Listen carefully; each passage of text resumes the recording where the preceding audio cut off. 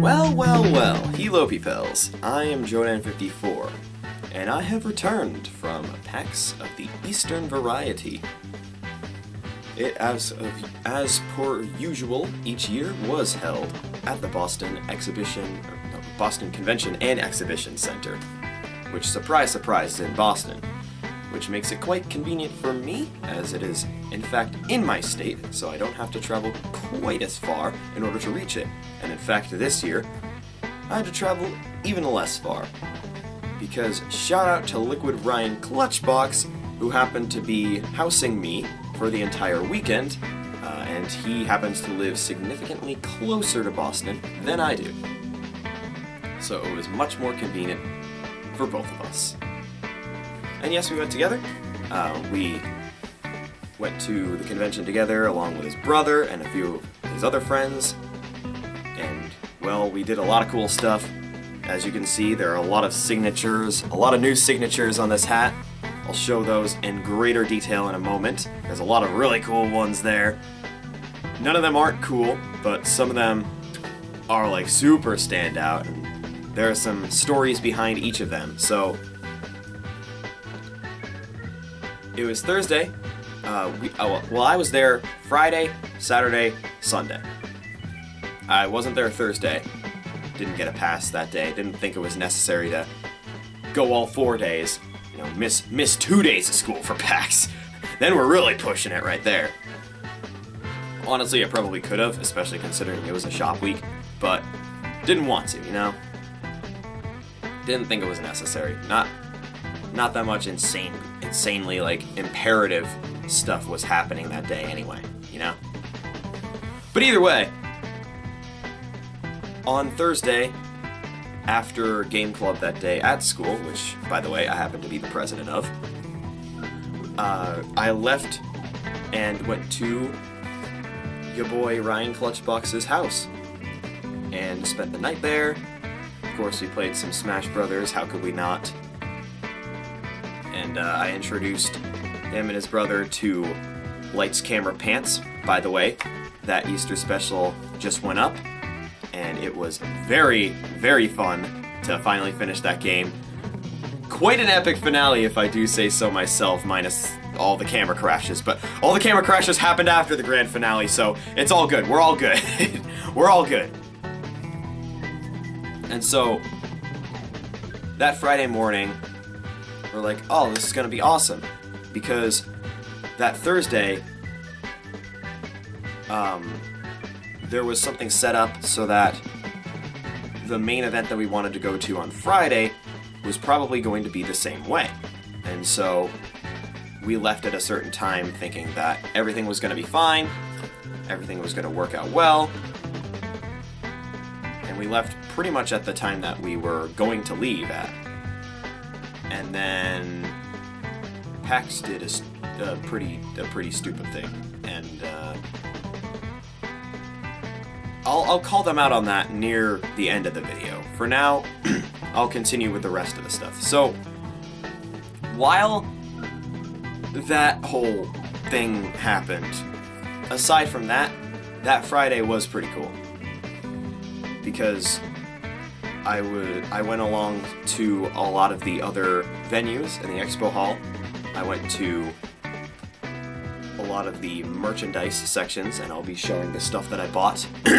Jeez. As you can tell, my voice is still a little raspy from the convention, but I'm not sick!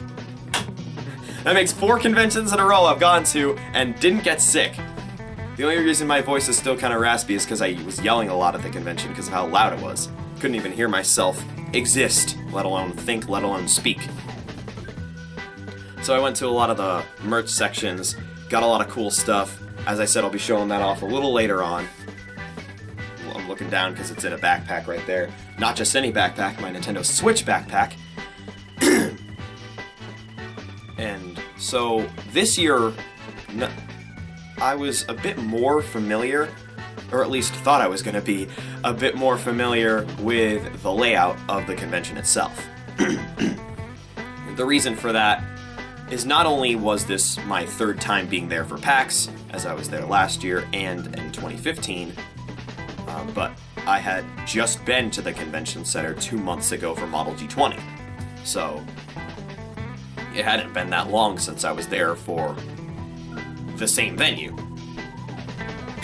Entirely different reason, but still the same location, so you know. And after I got all the merch, I went over to some of the other gaming booths, and I figured, now there was a Nintendo booth, obviously, and obviously it was a showcase of the Nintendo Switch. What else would they be showcasing, really? I mean, not to downplay the 3DS's amazing library, probably the best library of games of any console, but the Switch is what's making the rounds right now, and can't blame it. The Switch has an excellent library. But I figured that venue, that booth is gonna be mobbed all day. So what's the point of just standing there so I can maybe play for 2 minutes in a game that I maybe have never played before, as opposed to going to a different booth, waiting much shorter time, getting to play a lot longer, and then maybe buying the Switch game when I get home and being able to play that for as long as I want. Especially considering the Nintendo Switch game that was mainly being showcased there was Splatoon 2. Now, I don't hate Splatoon, but I've never played it, so I didn't really see the point of going up there and getting my ass handed to me just so I can try out the game. If I wanted to try out the game for the first time, I figured I'd do it at like a game store or just buy the game if I was really that interested in it. So I went to some of the other booths instead, and the main one that really caught my attention at first was a booth that I also went to in 2015, and I don't think 2015 though, and that was of course the Tiny Build booth.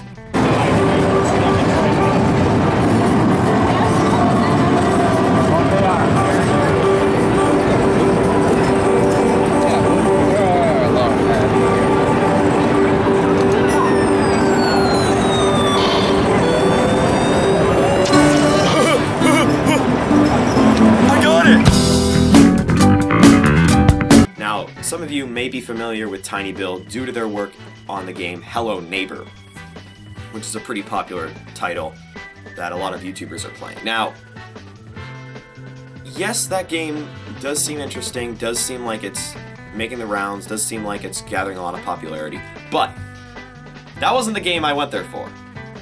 I went there for the same reason that I went there in 2015, and that was to play Speedrunners, which is a game that I got for early access back in 2015. Back when it was only on Windows and wasn't even released on Mac yet. And I played the shit out of that game. And I was actually pretty good. I got to like silver or gold rank in the ranked matches. And this was back when in ranked matches, if you hit the spikes, insta-death. You don't just get stunned. If you hit the spikes, you're dead. Same thing with the lasers in the later stages. Now, I will say I was a little bit disappointed to find out that the only 3 maps that were playable at that booth were the first 3. You weren't able to play like the super complicated ones, like the library or the... No, the nightclub was playable, wasn't it? Or was that a different one? I can't remember the names, I can only remember the layouts. The silo, though. I remember the silo, though. The silo is like a super vertical one. There's so much wall jumping. There's lots of spikes.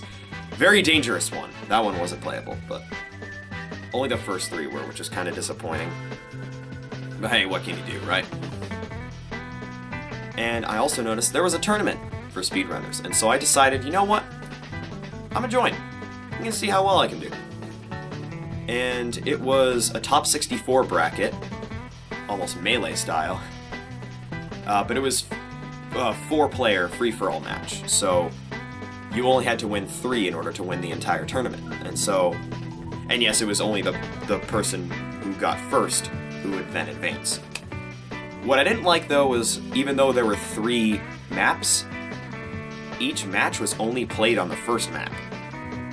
So there was almost no point in playing on the other 2 maps, which surprised me a lot. Now, not to brag, but I breezed through the first round. And then I played horribly in the second round for some reason. I don't know, I guess it was probably nerves. I don't know, man. I just played horribly in the second round. It was all on me for just playing like garbage, and yeah, I got eliminated in the semis. But that wasn't before I won the hat that happens to be below this hat. Let me give you a joke. Fucking teacher comes over, says, "Take off your hat." Be like this. Okay, I took it off. Yeah, I won this hat. Tiny Build hat. Shout out to Tiny Build. Being cool, commentating the match like a boss. It's annoying though, a lot of the people, there were a lot of booths that had games going on with people commentating, and nobody was paying attention to the commentators, even though they were actually legitimately entertaining. It's kind of disappointing. But yeah, I made it to the semis, won this hat, didn't win anything else, which is kind of disappointing because I played like garbage a little later on, but it's all good. And then later on, which was really exciting, I was able to make the Throne Controllers panel for the first time ever. The Throne Controllers panel, if you don't know, is hosted by the Runaway Guys, which is made up of Chugga Conroy, Nintendo Capri Sun, Proton John, and Masayanella. 4 YouTubers that I've watched for years. Chugga Conroy being one of the original Let's Players, alongside Super Skarmory and some of the very, very old school Let's Players. So, very exciting to see some of those gamers of that breed of impressive gaming prowess host a panel, and me being able to go there. What I didn't expect was the format of the Throne Controllers panel. I had never seen a Throne Controllers panel on YouTube. I didn't know anything about it. Honestly, I thought it was just a discussion / Q&A panel. I went there, turns out it's the coolest game show I've ever seen. Everyone gets a card, you're called up randomly, and you play a random challenge. It could be a multiple choice trivia question about gaming, it could be a brutal question, it could be a challenge where you challenge one of the Runaway Guys to a random video game challenge. That could range from anything from an obscure fighting game with with hilariously bad controls and graphics to, oh, beat him in Tetris Attack. And you don't know what you're gonna get! And that's the excitement of it. And there was this one guy, there's one of the category called Leap of Faith, where you take an audience member that you know, and you bring them up and they play the challenge for you. One of the guys came up and said, "Oh, I'm with someone who's pretty good at video games. Matt, come on up." Matt comes up and he beats 3 challenges in a row. And everybody was chanting his name. I'm not sure if he liked it or not, but man, everyone was cheering his name. I'm not sure if I have that on video. If I do, I'll probably show that. But yeah, that was awesome. The entire panel was amazing. The only thing that disappointed me though was that there actually was no Q&A at the end. As soon as the game show was finished, the panel was done. And afterwards, if you wanted to ask the Runaway Guys something, or get something signed, you had to then go into a line and wait. Now, I fell into the trap of, oh, there's another line. You should go in that one instead. This line is full. Go to the other one. Fell into that trap, and, this hat back on. Fell into that trap, unfortunately. Because I went into that line, and the line didn't move for 45 minutes. And within the next 45 minutes, I had to leave. So I wasn't able to make it to the Runaway Guys and ask Emil the question that I've wanted to ask him for a while, which is what he actually thinks of ORAS, since he has been not so subtly jabbing those 2 games in his other Pokemon Let's Plays for a while now. So I wanted to ask him that. Didn't get the chance to, but I did meet some pretty cool people in the line. I literally took out my Nintendo Switch. I was like, hey guys, anybody own Mario Kart 8 Deluxe? I expected maybe like 1 person to pull out their Switch and say, oh, I own the game, I like it, let's play. 6 people, at least 6 people came out with their Switches, they're like, let's go. I'm like, oh my god. This is a lot more than I bargained for, and I am okay with that. And I actually, like, was able to talk to them for a while, personally, while the line, of course, wasn't moving, but it's all good. Because I joined their Discord server, and now we're always talking about games and stuff. It's awesome. Super fun. Now, I will say that the people who are cosplaying this year really stepped up their game. Because the quality of the cosplays this year was incredible. We're talking, like, actually, like, really detailed cosplays. That's the word I'm looking for. Incredible attention to detail in the cosplays. And they were actually from games that people enjoy, from popular games, and there were some that were from more obscure games. It was a nice mix of the two. Now, I personally don't cosplay when I go to any convention. I don't really see the point of doing it myself, mainly because, well, you know, it takes a lot of dedication to just make the costume and then go to this one event.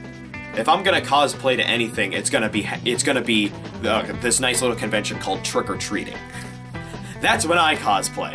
And let me tell you something, I don't pull any punches during the Trick or Treating. If you've seen the pictures of my costumes on Twitter, you'll know I don't pull any punches. Back in 2014, my first year of YouTube, I was Captain Falcon. That was one of my best costumes ever. The following year, I was running low on time, and so I decided to do a much more simpler costume. I decided to do the Gen 6 Pokemon Trainer. The following year, I was... Ooh. Can't really elaborate on that costume, because that's a little secret to come later this year. And then, this past year, I was the Geometry Dash Cube. Which was probably my funniest costume ever. And I took a lot of pictures of me doing the T-pose. Oh, it was great. So, the next day after that was primarily a free play day. I spent a lot of it in the console free play. Otherwise, I would spend a lot of it in the Expo Hall. And I could have sworn, off in the distance, I saw one person cosplaying as Lily. But she disappeared before I was able to find her. Oh, I was so mad. But it's okay though, because later that day, I managed to 100% Super Mario Bros. 3 for the NES. Every level. One more jump! Every boss, every exit. You might shoot fire all the way down here. Okay, no? No? No skips. That's it! That's it! Yes! That's it! Shout out to Ethan B0206 for doing the camera work. I actually met him at PAX East for the first time in person. I'm Ethan B0206. What's this? That's This YouTube? sure. Well, let's go.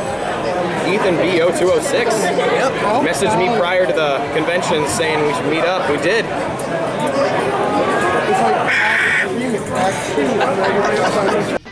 Dude's really freaking cool.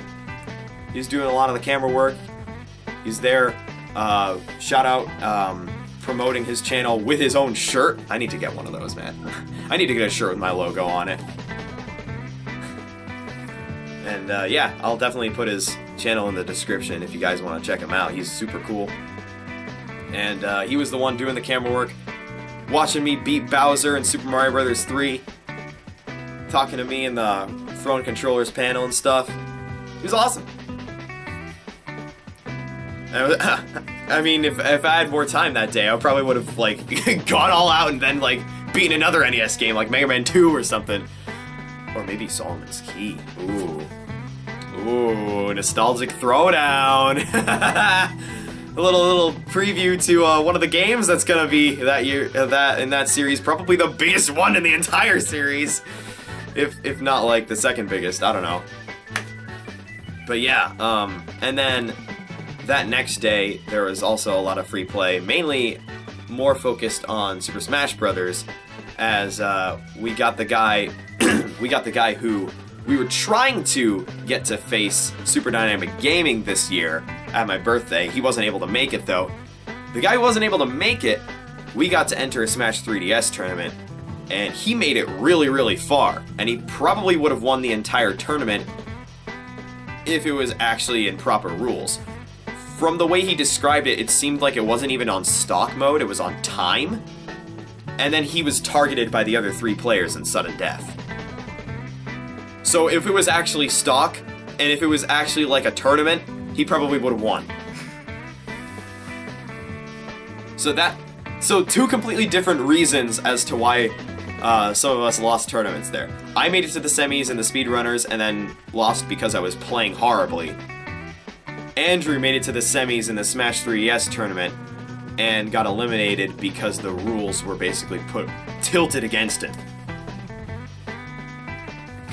I probably would have been eliminated round 1 that tournament. Clutchbox was eliminated round 1 of that tournament, so.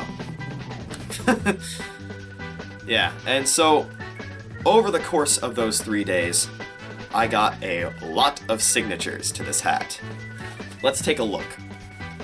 Wow, there's so many. Shout out to Ryan Clutchbox for having a silver Sharpie that's able to write on black areas. Very useful for when it comes to a lot of the space in the front of this hat.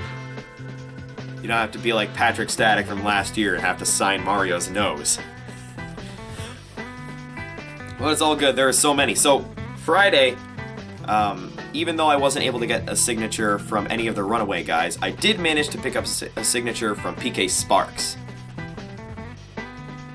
The next day, I stayed in line with Ryan and his brother to get signatures from A+ Start and Beta 64. Later that day, my man Liquid Ryan Clutchbox showed his Clutch Luck side, managed to run into Game Boy Luke and Patters, 2 YouTubers that he said he's always been trying to get to meet. So shout out to him for having the best luck in the world. And that's not even getting into the luck that he's had at in Pokemon with all those freezes he gets in Ice Beam. There's a reason why Ice is his favorite type, you know.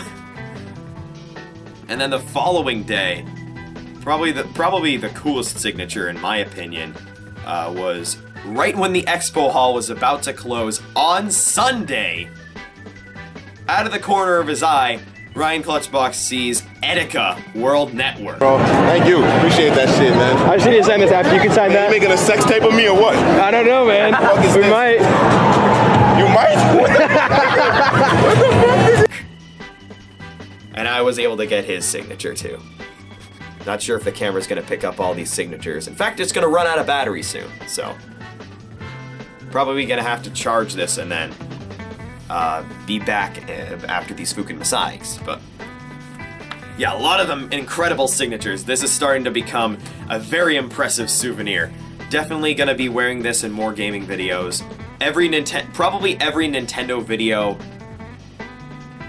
from now on, by recording, of course, because there are plenty of Galaxy walkthrough parts that have been recorded long before this video. So, as many videos as I can in the future relating to Nintendo, I will be wearing this hat, because it's way too cool not to.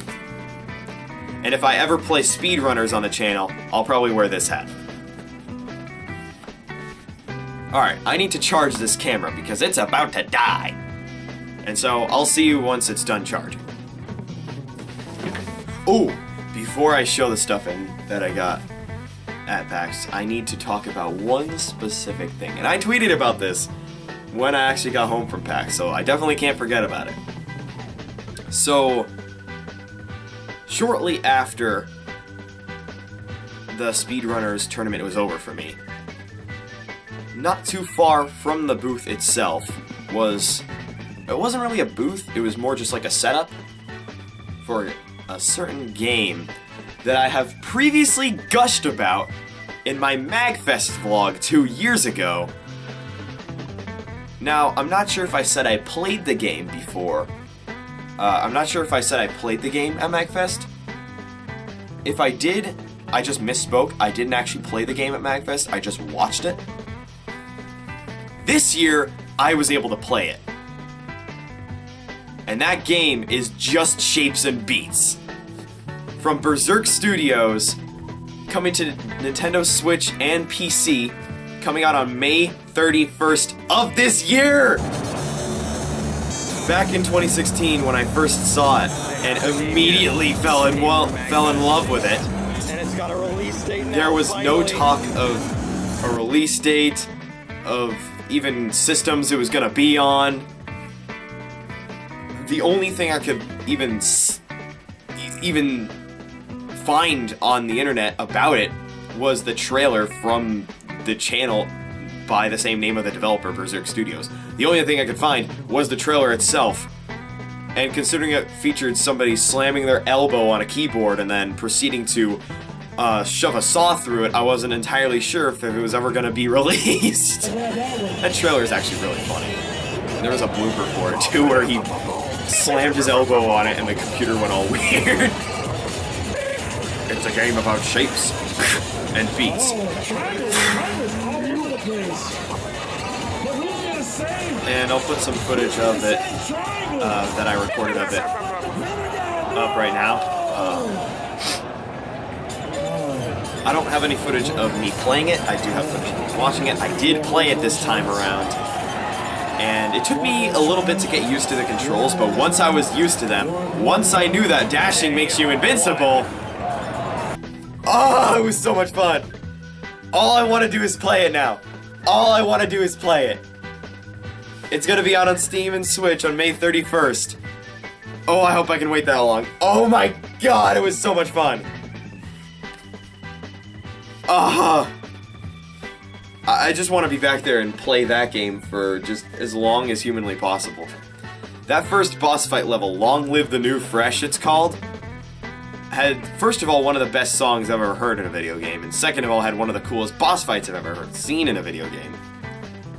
So, if that's the first boss fight, I can only imagine what the next ones are gonna be like.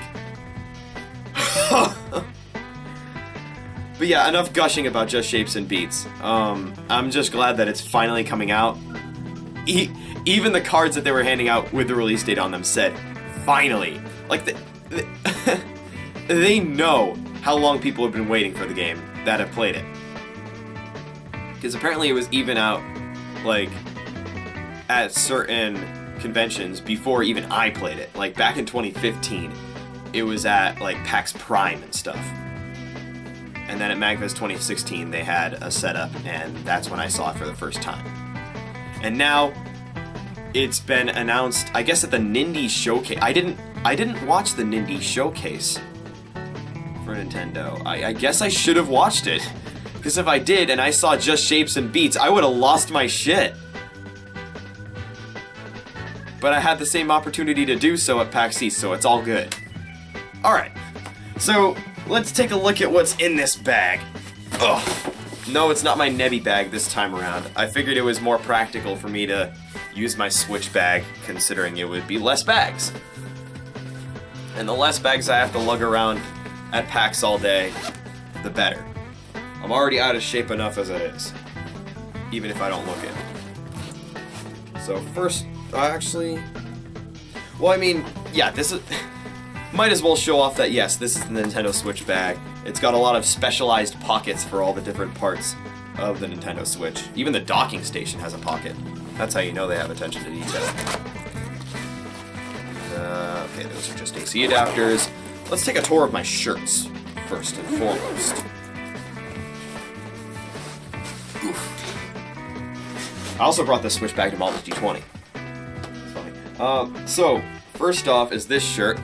This is actually the last thing that I bought there. Definitely gonna be wearing this shirt if there's any, like, competitive sort of game that I'm playing on the channel, because it says, get good, get on my level, and it actually has, like, some super formal cursive typing in it, and it has, yeah, let me show the backside to you guys. It has headphones, keyboard, and that is definitely a Logitech G5. No, that's not a Logitech G502. Yeah, this guy needs to get on my level, dude. Get that Logitech G502, scrub. Really cool shirt. Definitely could not pass up the opportunity to get it. So there's that. There are a lot of people handing out free stuff. There There was a claw machine at the tiny booth, the tiny build booth, that was free to try, but it was nearly impossible to get anything from it, because the claw is so slippery, and it twists when it falls.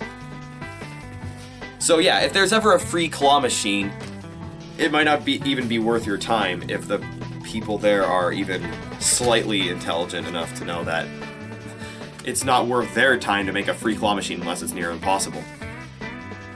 Yeah, this is the card that I got for Nintendo's, for Just Shapes and Beats.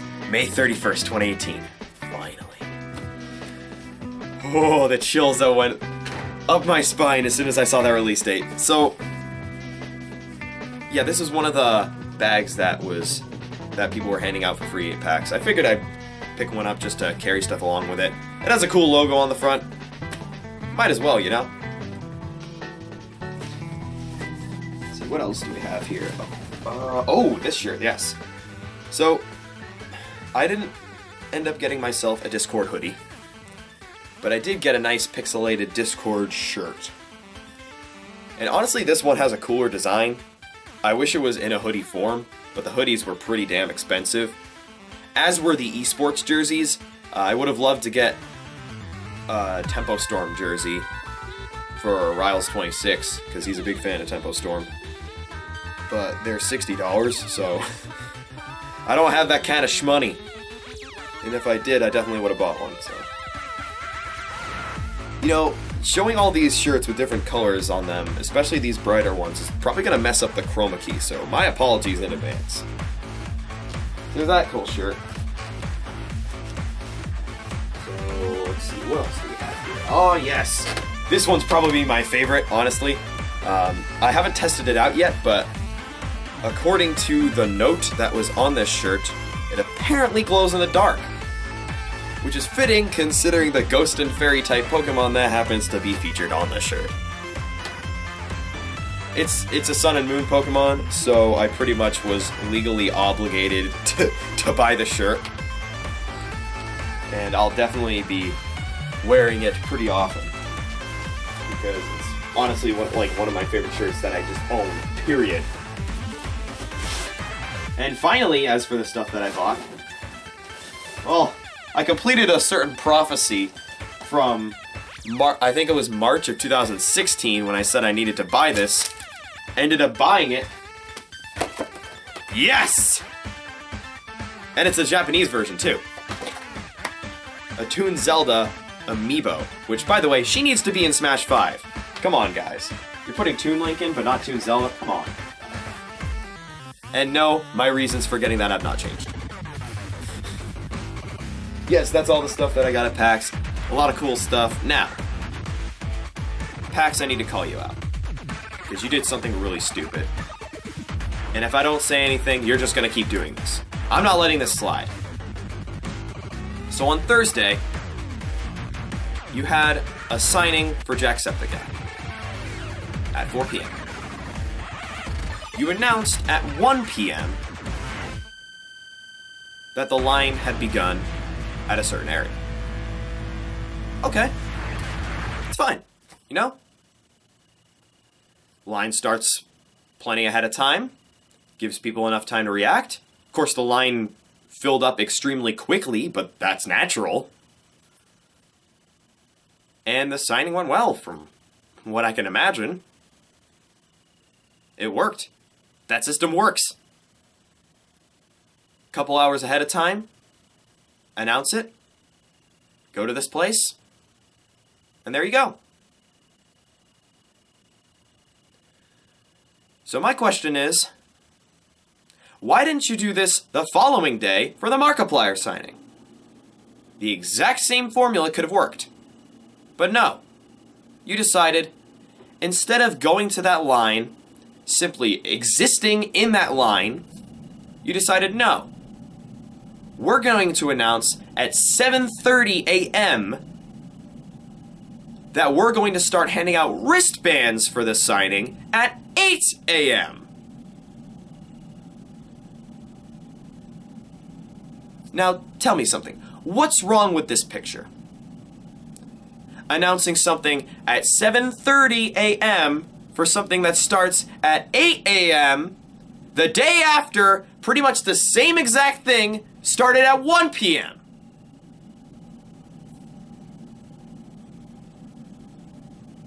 Anyone getting the picture here? Because it's pretty wrong. So yeah, terrible move by PAX. I can't believe they did something like this. Absolutely abhorrent. That we thought it was going to be the same thing as it was the day before. And on our way there, we get the notification that it is completely different. It should take basic common sense that changing the formula in the middle of the convention does nothing for anybody. And from what I hear on certain websites, this isn't the first time they've done something like this. So, even though overall I had a great time at this convention, it was not because of PAX, it was in spite of PAX. And in spite of their evidently awful management. Next year, I will not be attending PAX East. I'll make an effort to go to MagFest 2019, but I will not be attending PAX East. There we go. Rant over. Those who think this was a horrible decision by their part, I implore you to do the same thing. Don't go to PAX East next year. Don't go to any PAX. Until they PAX their shit together.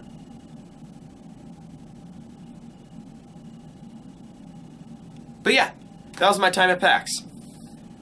Despite some horrible decisions by PAX themselves, me, Ryan, his brother, our friends, and some of the YouTubers I met, Ethan, and all the others, we all had a great time. And so with that, let's switch it over to what is, at the time of this recording, future me, and at the time of this uploading, past me, to talk about RPI's accepted student celebration. There's a mark there too. And a Deadpool.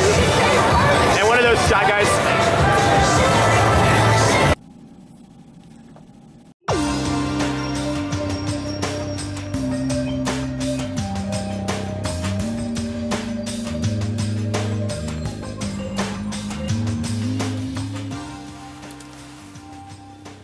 Oh, jeez. I just realized this is probably going to get chroma keyed. Damn. This is a really cool design. You guys probably aren't going to be able to see it. Oh, green screen. Why you got to do this? I don't know. I'll do my best to make a mask, but it probably won't be good. It probably won't be good enough. But yes, for the second part of this vlog, let's talk about yet another thing that happened in April. And that would be my future college's, that would be my future college, my first choice college, my dream school's accepted student celebration. And gee, alright, I don't know which one that would be. Yeah, that happened on the 14th, and we had to wake up pretty early to get there.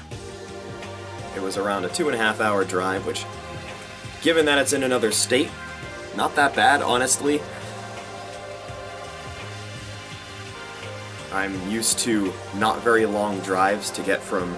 Oh, actually, I guess that's not necessarily true given how far away my high school is, but I'm not used to, you know, the whole two-hour drive thing. Not that I'm gonna be commuting, I'm not, but, you know. But yes, we headed all the way over to Troy, New York. On the Hudson River line, 'cause I'm in a New York state of mind. I most certainly am. And that's where my school will be. And just as I remember, it's basically Hope's Peak Academy from Danganronpa in how cool it looks, and just the feel of it in general. And by that I mean Hope's Peak Academy before you do the whole spinny thing and go to the alternate dimension. Because let me tell you something, our headmaster is not Monokuma. The president of the college is actually really, really impressive, I will say. Apparently, she was the first African-American woman to receive a doctorate from MIT, which, you know, only one person can hold that successful title as the first to ever do something as awesome as that. So, if that says anything about the nature of success of the school I'm about to be headed, well, we take those. I hope I get a good residence hall. I hope I get a good roommate. But the Accepted Student Celebration already brought forth a lot of answers to questions that I had. It's looking like it's going to be an incredible group of applicants that are going to be there. I got another person from my high school who just got the medalist scholarship that I got, so hopefully I won't be the only person from my high school to go there in the future. Because more people need to go to this school. It's extremely expensive, but if you can afford it, I have a feeling that you should definitely go. So yes, it was a blast, honestly. I did not want to leave. I kind of wanted to, like, you know, stay there and stuff. Even though my vacation week was the following week, I kind of wanted to spend pretty much all that vacation week in Troy, just chilling in one of the residence halls, preferably Nugent or Davison, because those have a divider wall between the beds, which is really awesome, and then the bathrooms are suite style, so. Oh, I can't wait! And the food there was good too, which is pretty important. So, yeah. Oh man, so, Accepted Students Day, I mean, it's hard to have as much to say about something like that as opposed to PAX East, because, you know, PAX East was 3 days. This was Accepted Students Day. But I cannot wait, either way, to join the RPI class of 2022. I'll be majoring in Computer and Systems Engineering, and I have a feeling that, success will befall me. It's going to be a good time. It is going to be a jolly good time. But until then, I do still have to finish senior year of high school, and AP exams are just around the corner, so not quite out of the woods yet. You're gonna have to wait. Troy, New York's looking pretty good though, and I mean, I just love the way that our campus sort of like towers above everything else. Like, we're just some sort of promised land paradise of schools, which really ties back to what I said about it being like Hope's Peak Academy, pretty much. It's funny that I should bring that up because a lot of YouTubers I watch are finally playing Danganronpa. Like Luca Jin, Berlizzi, and Master Max are all playing through it. The game's finally getting the attention it deserves. I think it came out, what, like, was it 2015 that it came out? It might have been even earlier than that. Could have been as far back as like 2010. Either way. By the way, as for series on my channel, I am considering doing the second in the Danganronpa series on my channel, Blind, by the way. I might do that once the Uranium Nuzlocke is done.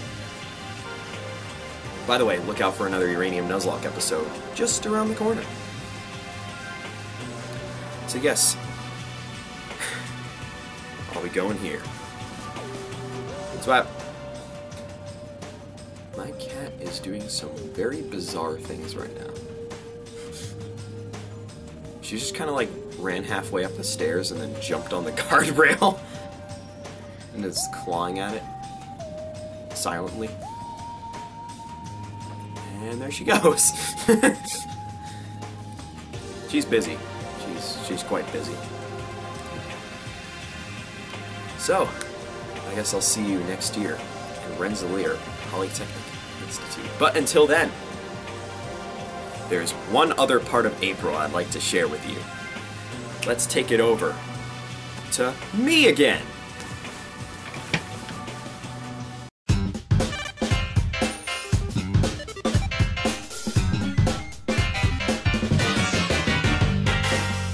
Why, yes, there was one other thing that happened in the month of April, April had no shortages of exciting events.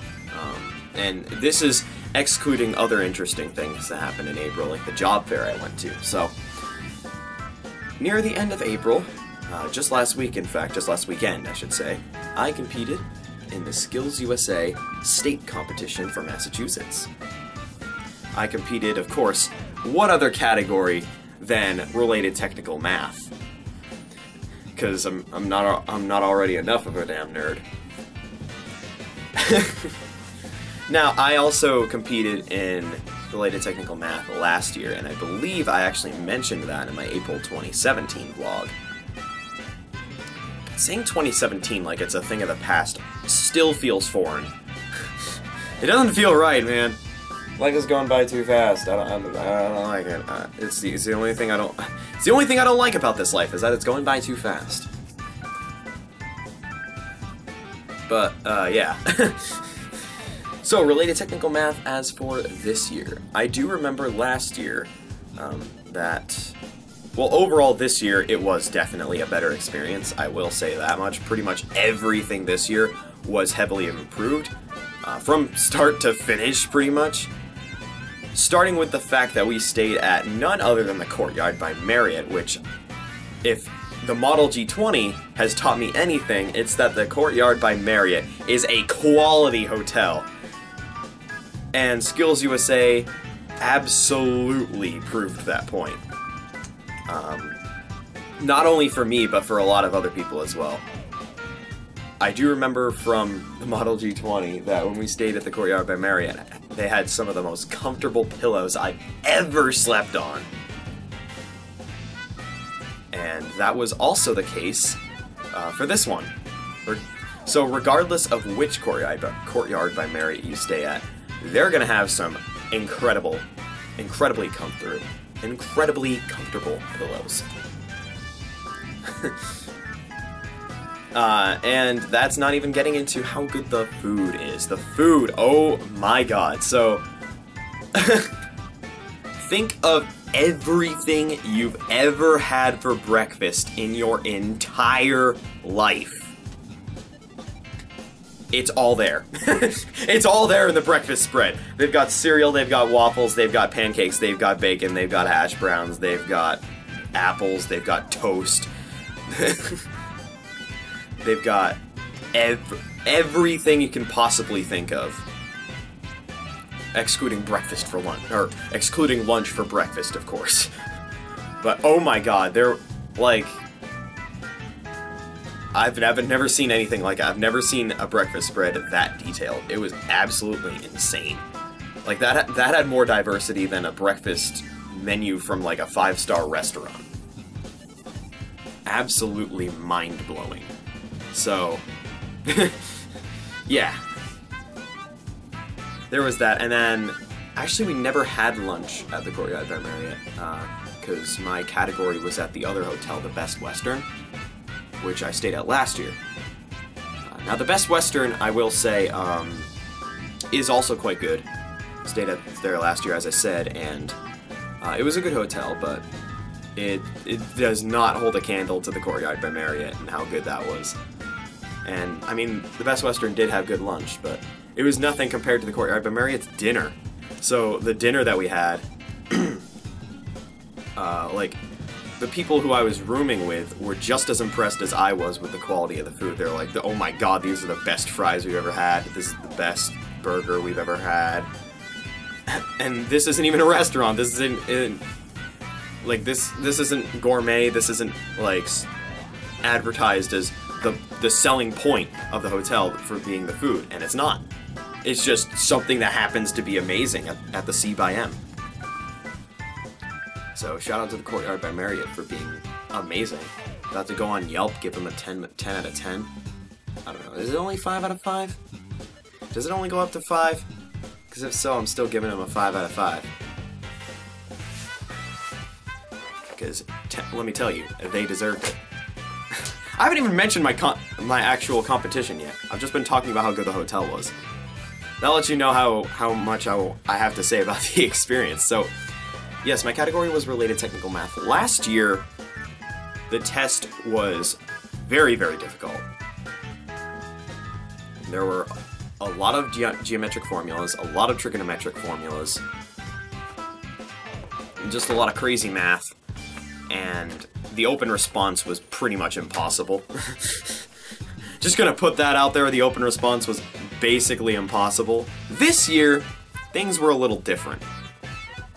There was no trigonometry other than one question that tests your knowledge of radians. You're hearing paper crackling. Dusty! Dusty! You know...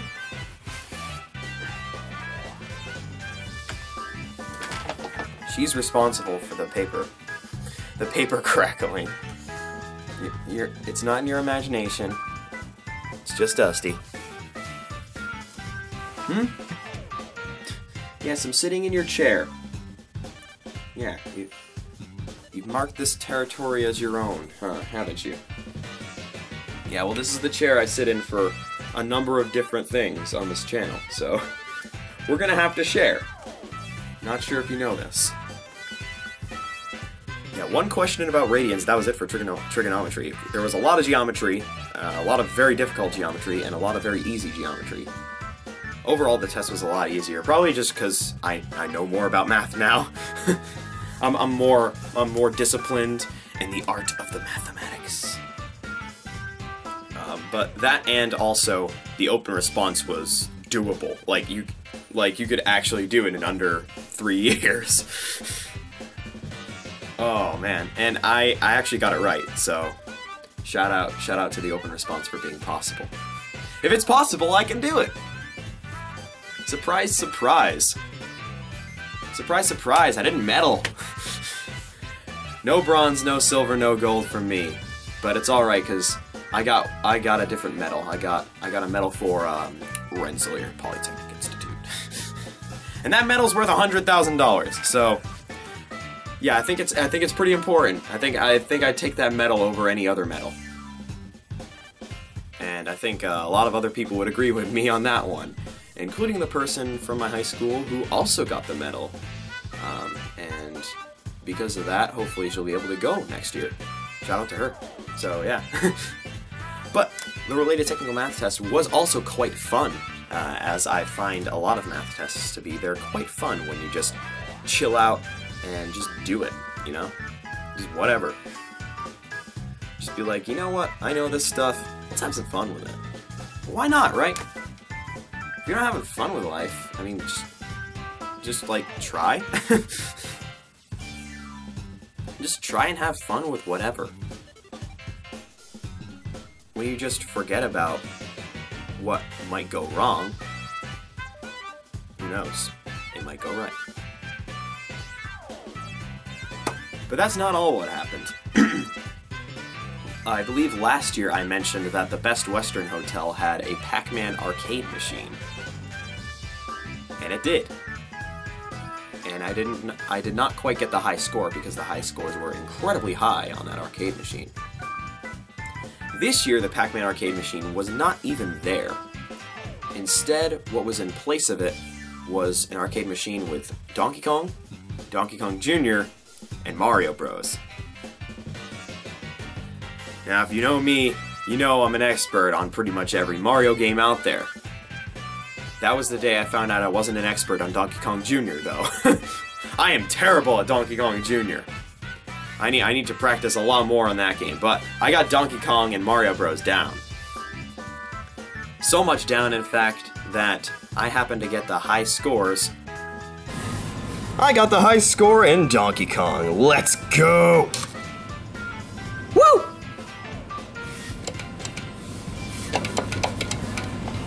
Your name was registered as the initials for my competition were related technical math. Yeah! In Donkey Kong and Mario Bros. #1 high score in both of them. In fact, I have the #1 and #2 high scores in Donkey Kong. What's this game? Is it the arcade version of Mario Bros. With some of the worst jump controls I've ever experienced? Why, yes, it most certainly is. But the question is, did that stop me from getting a high score? Did that stop me from getting a high score? Of course it didn't. related technical math still in first place, regardless of the awful controls, where you're unable to change the momentum of your jump in the air like you can in just about every single Mario game. Didn't stop me from getting a high score, though. Didn't stop me from getting a high score, though. And what's this? Oh, we're back to Donkey Kong. You saw I got a high score already. Oh, but what's this? What's this? 2 high scores? Why, yes. Why, yes. Who needs a gold medal when you have first place in 2 different arcade games at your hotel? That's gonna be immortalized more than anything. No, it's not. There are gonna be plenty of other guests at that hotel who are gonna knock those high scores out of the park in due time. And if that doesn't happen, well, they'll probably just change the arcade machine at some point. Should probably change. What should they change it to? Should they change it to Frogger? I'd be okay with that. Change it to Frogger, dude. Or Crystal Castles. Yes! Change it to Crystal Castles! You already know I'd have the high score on Crystal Castles if that was the arcade machine. I probably would have tried to beat it again. Would it have happened? No! But I would have tried for it. The only reason I say it wouldn't happen, honestly, is because, you know, I would have to pay 50 cents for every play. And if I had to pay 50 cents for every play during the Nostalgic Throwdown episode, I'd be at least $20 in the hole. Just from the recording sessions. So, yeah. SkillsUSA related technical math was a good time. I will say our school did much better overall than we did last year. Way more gold medals. Last year we sent 2 people to Louisville. I think we're sending a dozen this year. Because we got the gold standard on one of them, and we had a team of like 7 people on that one. And then there was another team that got gold, and then a bunch of other people got gold. Do you mind? I'm talking about medalists here. Not only are you messing up my vlog, but you're messing up my green screen. You pushed the chair back. Oh, and now you're gonna invade your way onto the chair, aren't you? Yeah, okay. All right. Real considerate. This is happening more and more often. You know, she was over here inspecting the side of the chair. In my mind, I'm like, please don't jump, please don't jump. And she jumped. And you jumped. You know that? She jumped. She jumped.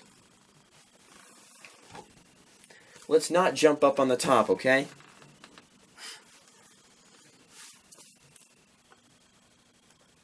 A lot of other schools were there, and I managed to meet someone from who had actually, let me start from the beginning. So, shortly after I got the high scores on those arcade machines, that evening, a bunch of other SkillsUSA people went into the arcade room, and I was like, oh boy, they're all gonna try their hand at Donkey Kong. I might have to kiss my arcade top scores goodbye really quickly, a lot quicker than I was anticipating. But they pretty much paid no attention to that arcade machine. They were all about the test your strength arcade machine, one that I would definitely not go for because I would not do too well on it. It's one of those where you punch it and it gives you your power. Gives you your power in newtons for some reason. Last time I checked, power is measured in watts. My AP exam is next week for physics, so I kind of need to know this. Power is watts, newtons is force. Come on, guys. And I'm sure the value of newtons that it gives you isn't accurate. But whatever. I mean, it could be measuring centripetal force given that it's moving in a circular pattern. So perhaps it was measuring centripetal force, in which case I guess I can understand not saying, your centripetal force is, but you could have at least said, the force of your punch is equal to this. Especially considering, you know, we're SkillsUSA people, we're probably gonna know what force means in the context of newtons. So they were all huddled around that, and it's $1 per attempt. So whoever put that machine in there made a lot of that shmoney that night, because they were just trading off dollar bills. Just God knows how many dollar bills they actually fed into that machine. They were putting in fives there, going over and over again. I'm just sitting there watching them empty their wallets into this one machine while I stand by my high scores on the arcade for Donkey Kong and Mario Bros. All of them are trying to top each other, getting the one true high score. Over here I have 3. Spend your money wisely, kids. And so, in the midst of all this, I noticed that one person on the other side of the aisle happened to have a Rensselaer Polytechnic Institute sweatshirt. So yes, I met someone at SkillsUSA who will probably be going to RPI next year. So that's pretty cool. And yeah, we're actually going into the same major, Computer and Systems Engineering. So that's pretty cool. What are the odds of that happening, right? And hey, they spelled our school name right this time. No Asbet. They actually spelled it right this time around.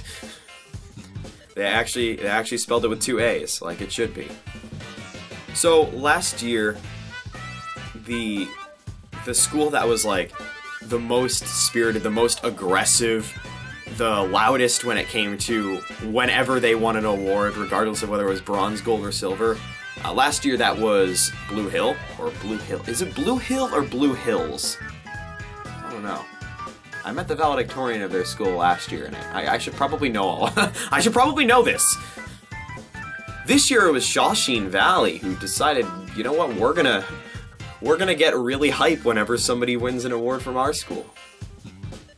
So shout out to Shawsheen Valley for winning a whole bunch of awards and getting loud each time, and losing to us in the vocational championships. Not too soon. They lost to us in the vocational championships for football this year. And I actually caught that on camera for the school, so it's recorded on the sidelines. I think I mentioned that in my November Power vlog. So yeah, that was interesting. So yeah, SkillsUSA, that was fun. And well, that's April in a nutshell. PAX East, RPI, SkillsUSA, all in 1 month. I haven't had a month this eventful, this insane since another month. I don't even know. like what month as of recent was anywhere near this eventful? July of 2017 maybe? Given that I was on vacation and I went to camp. I mean, I guess that would be the other one.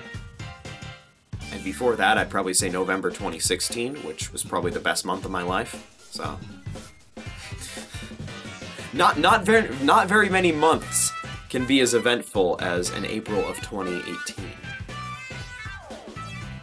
It's been a while since it's had any competition, that's for sure.